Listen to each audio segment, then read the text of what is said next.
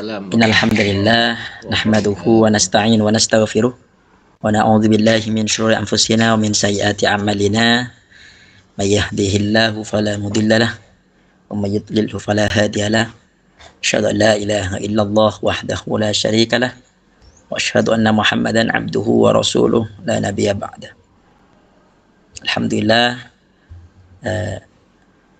pertama yang saya muliakan dan saya hormati dosen pengampu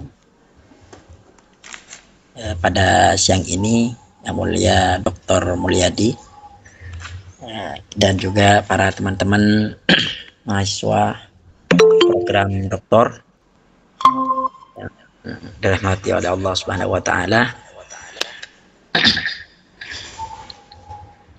Pertama kita awali pertemuan kita dengan talafut alhamdulillah, dan maksud Anda dengan membaca kalimat alhamdulillah karena pada siang ini kita tetap melaksanakan aktivitas kewajiban mencari ilmu, bisa kuliah walaupun dalam keadaan daring.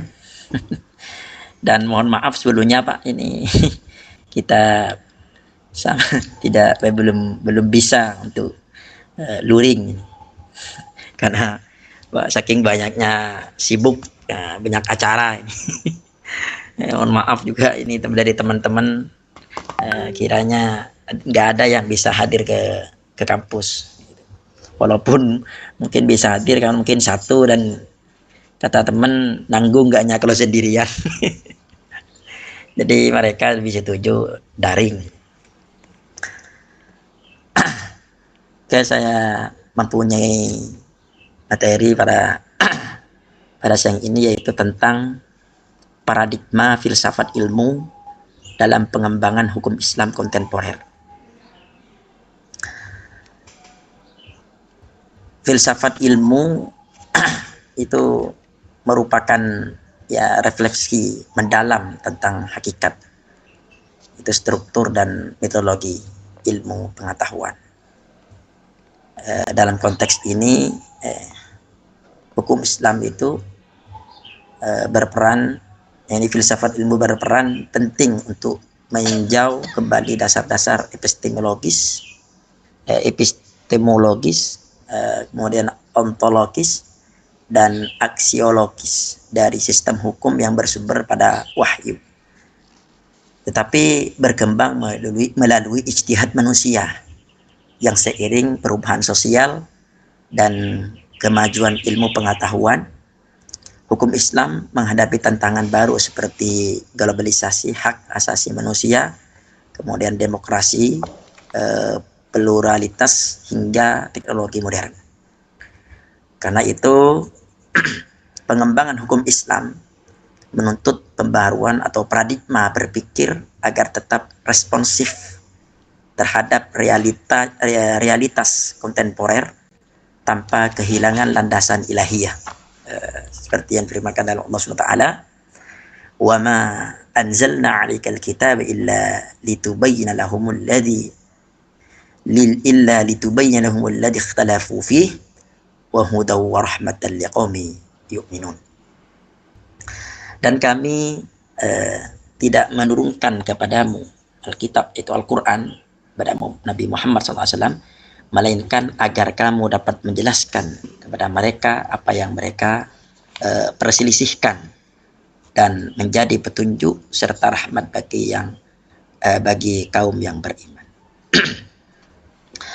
Ayat ini menegaskan bahwa wahyu bersifat dinamis dan solutif, menjadi dasar pengembangan hukum sesuai kebutuhan manusia di setiap masa. Perkembangan hukum Islam itu tidak pernah terlepas dari dinamika sosial dan perubahan paradigma ilmu dalam sepanjang sejarah. Termasuk hukum Islam, atau yang di sini pokoknya pada hukum Islam fikih ini telah mengalami berbagai fase pembentukan, mulai dari periode sahabat, kemudian tabi'in, yang bersifat empirik dan adaptif, hingga masa kodifikasi madhab-madhab fikih yang cenderung sistematis dan tekstual. Nah, pada titik inilah ya paradigma filsafat ilmu menjadi sangat penting. Paradigma dalam arti kuhnian atau adalah kerangka berpikir ya, yang mengarahkan cara pandang terhadap realitas yang menentukan metode pencapaian pengetahuan. Dalam bidang hukum Islam, paradigma filsafat ilmu menjadi dasar untuk menentukan bagaimana teks wahyu atau Al-Quran dan Sunnah dipahami sebagai akal digunakan dan bagaimana realitas sosial juga respon tanpa landasan paradigma yang kuat.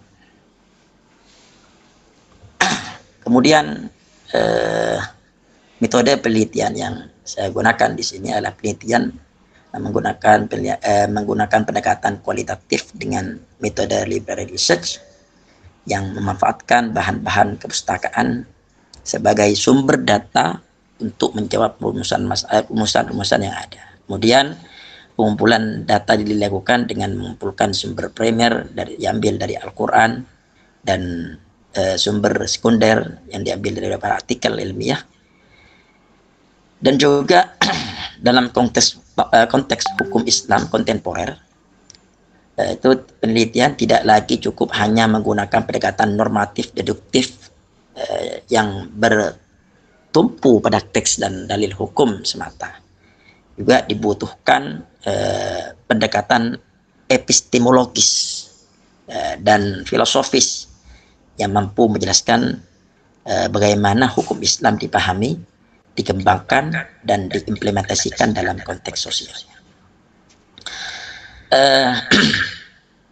Tentang paradigma filsafat ilmu. Satu, yaitu hakikat paradigma dalam filsafat ilmu. Seperti yang dikatakan oleh Thomas S. Kuhn, memperkenalkan istilah paradigma sebagai kerangka berpikir ilmiah yang mengarahkan cara pandang terhadap realitas dan metode pemecahan masalah ilmiah ya.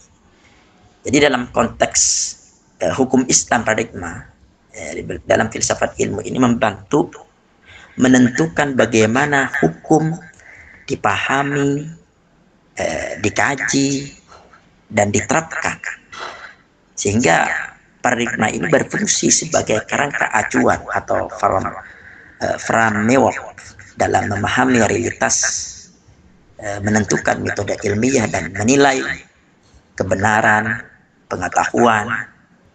Pergeseran paradigma yang terjadi ketika teori lama tidak lagi mampu menjelaskan fenomena baru, sehingga ilmu pengetahuan mengalami revolusi.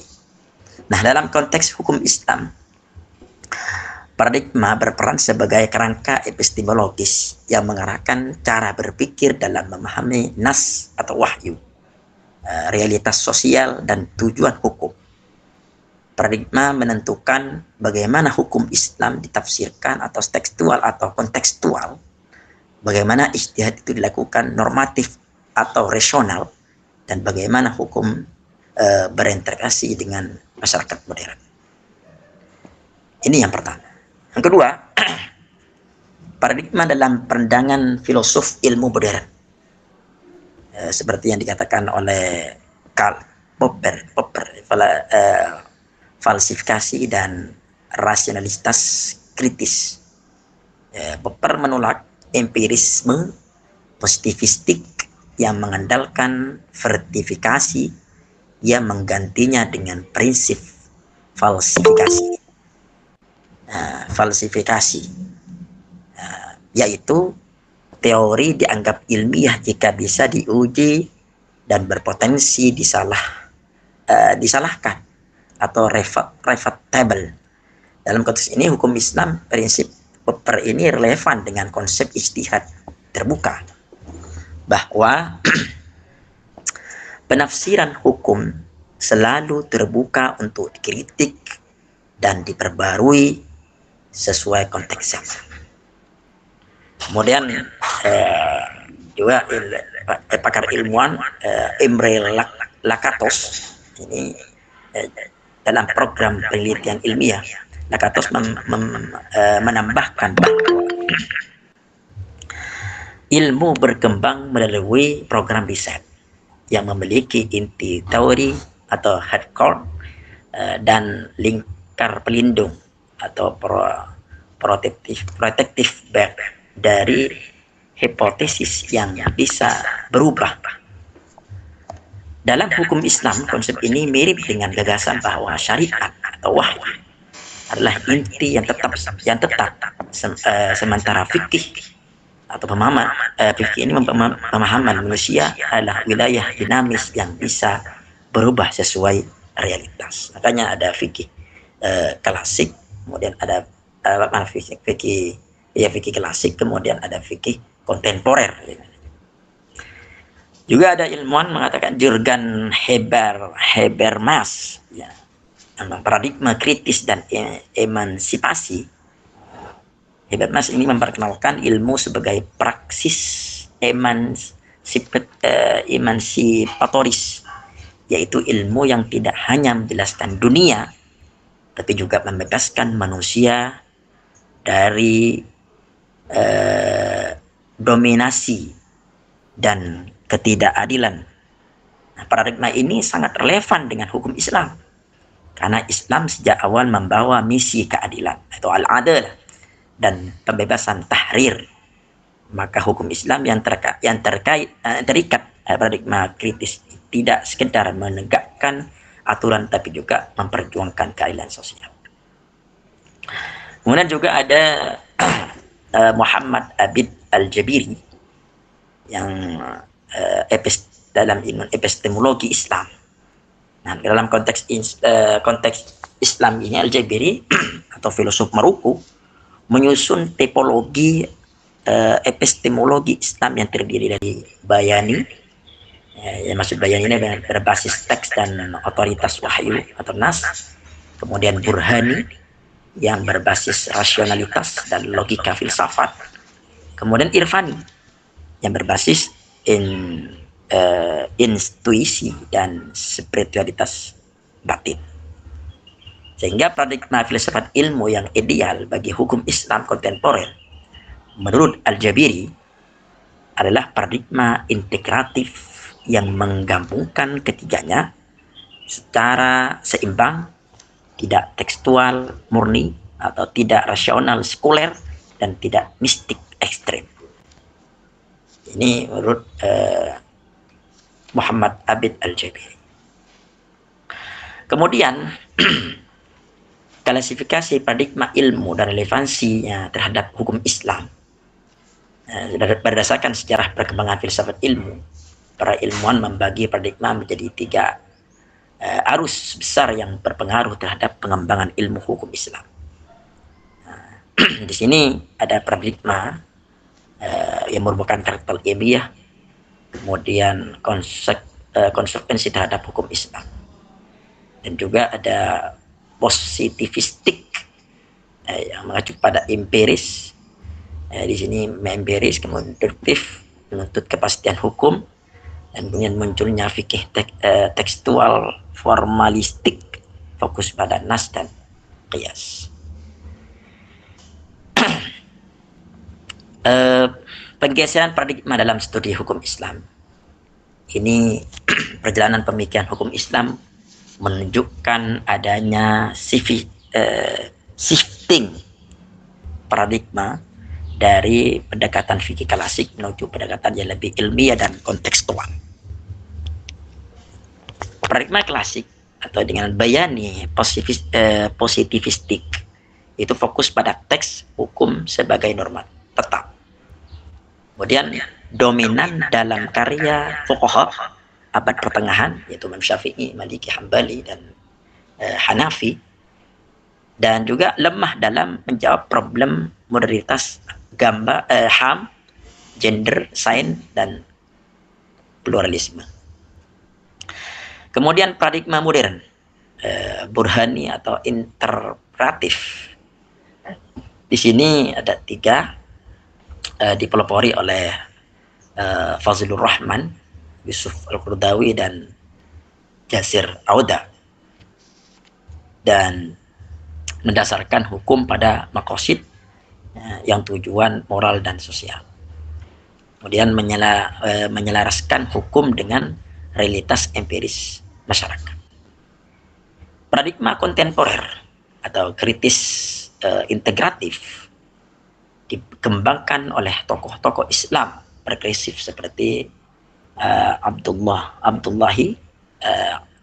An-Naim dan Aminah Wadud sebagai sistem emansipatoris dan partisipatif, menekankan keadilan substantif dan hak-hak universal. Epistemologi hukum Islam klasik berdasarkan teks bayani dan rasio analogi kias, namun paradigma filsafat ilmu mendorong integrasi metode Burhani dan Irfani. Ini merupakan nilai memungkinkan hukum Islam lebih terbuka terhadap sains, ilmu sosial, dinamika masyarakat global. Kemudian paradigma positivistik. Salam. Paradigma ini menekankan rasionalitas, objektivitas dan hukum sebab akibat dalam konteks hukum Islam. Pendekatan ini tampak dalam fikih klasik yang bersifat tekstual, kemudian normatif. Namun pendekatan ini sering mengabaikan konteks sosial dan dinamika nilai-nilai kemanusiaan. Seperti dalam firman Allah Subhanahu wa taala, "Min ayatihi ayyurikumul barqa khawfan wa tam'a wa yunazzilu minas sama'i ma'an fayuhyi bihi al-ardha ba'da mautiha inna fi dzalika laayatil liqaumin yaqilun." Di antara tanda-tanda kebesarannya, dia memperlihatkan kilat kepadamu untuk menimbulkan ketakutan dan harapan, dan dia menurunkan air hujan dari langit, lalu dengan air itu dihidupkannya bumi setelah mati. Jadi sungguh pada yang demikian itu benar-benar terdapat tanda-tanda bagi kaum yang mengerti. Kemudian paradigma interpretatif atau hermeneutik kontekstual. Ini merupakan paradigma interpretatif ini lahir sebagai reaksi terhadap positivisme yang selalu menekankan objektivitas, netralitas, dan verifikasi empiris. Dalam pandangan para filosof sosial seperti Wilhelm Dilthey, ya, dan Max Weber, dan juga realitas sosial tidak dapat dipahami dengan cara yang sama seperti memahami gejala alam, karena realitas sosial terbentuk oleh makna, niat, dan kesadaran manusia. Menurut saya sudah nggak paradigma interpretatif ini kemudian diadopsi dalam ilmu sosial, teologi, dan hukum, termasuk dalam studi hukum Islam. Nah, disinilah hermeneutika menjadi jembatan antara teks wahyu Al-Quran dan Sunnah dengan realitas sosial yang terus berubah. Kemudian maqasid syariah sebagai paradigma epistemologis baru. Paradigma maqasid ini menempatkan tujuan hukum yang di dalamnya ada hifdzuddin, hifdzun nafsi, hifdzul aqli, dan hifdzun nasl, dan hifdzul mal sebagai dasar metodologi, sehingga apa yang dikatakan oleh Yasir Auda itu mengembangkan pendekatan systemic approach to maqasid, di mana hukum dipahami secara dinamis dan multidimensi.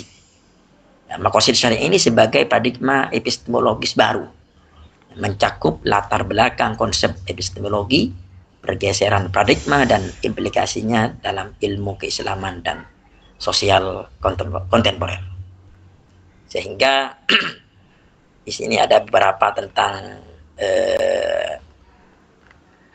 makosid, paradigma makosid, yang ada juga makna dan evolusi makosid syariah, kemudian evolusi historisnya, kemudian makosid sebagai paradigma epistemologis, dan lain-lain. Itu saja mungkin yang dapat saya sampaikan. Mungkin nanti bisa dilanjut ke dalam lebih luas lagi di dalam diskusi. Akhirnya dari saya, hadanallahu wa iyyakum. Wassalamualaikum warahmatullahi wabarakatuh.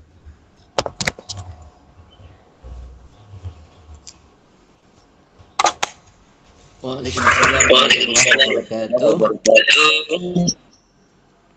Bapak Ibu sekalian,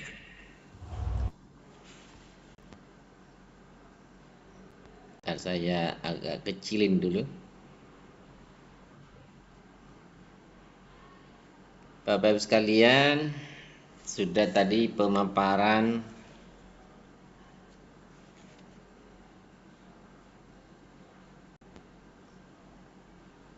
materi